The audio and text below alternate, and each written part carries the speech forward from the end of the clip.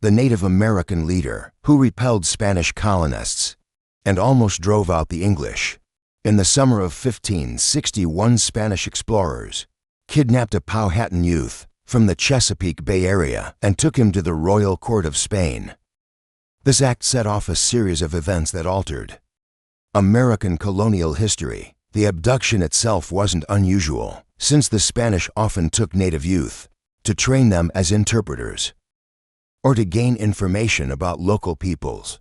However, the young man, later known as Opechancanough, would return to become Opechancanough, one of the most formidable Native American leaders encountered by Europeans in 16th and early 17th century Virginia. After returning to his homeland, Opechancanough helped build the greatest chieftain in the Mid-Atlantic and spent his life defending his people from European invaders. He thwarted Spanish efforts to establish a Chesapeake settlement and in 1622 nearly ended English colonial ambitions with a coordinated attack on Jamestown. Despite his significance, his achievements remain largely unknown. Following his abduction, Opechancanough, reputed to be Powhatan's brother, was taken to the court of King Philip II in Madrid. Philip saw it as his duty to convert indigenous peoples to Catholicism. He believed Opechancanough could aid in this goal, and after being baptized, he was given the Spanish name Don Luis de Velasco. In 1579, years after his abduction, Opechancanough, now Don Luis, returned to his homeland with a small Jesuit mission. Trusting in his commitment to convert his people, the missionaries ventured inland without armed support. Within 6 months, Don Luis led an Indian war party that killed all 8 Jesuits, sparing only a young servant boy, and destroyed the mission. Don Luis's motives were clear. While in Mexico City and Florida, he witnessed Spanish conquest and conversion efforts destroy indigenous ways of life. He knew allowing Jesuits to establish a foothold in Chesapeake would lead to more soldiers and settlers, eventually taking the land and destroying his people.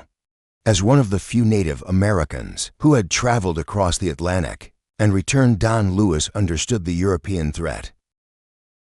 This awareness likely influenced Chief Powhatan to build a massive chiefdom, Seneca Mica, encompassing over 30 tribes, to defend against European invaders.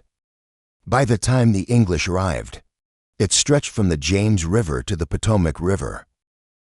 In May 1607, 100 Englishmen set up camp on the James River.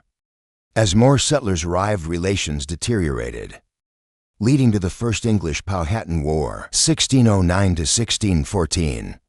After Powhatan's death, Opechancanough, known to the Spanish as Don Luis, took over and adopted a different strategy, avoiding direct battles and lulling the English into a false sense of security. In March 1620, Opechancanough launched a massive attack on English settlements along the James River. His warriors killed approximately 350 settlers, a quarter to a third of the colony's population, in a well-coordinated surprise attack.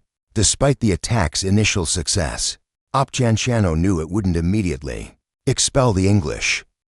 Over the following months, his warriors continued to raid settlements, causing settlers to abandon their homesteads and seek refuge in fortified locations.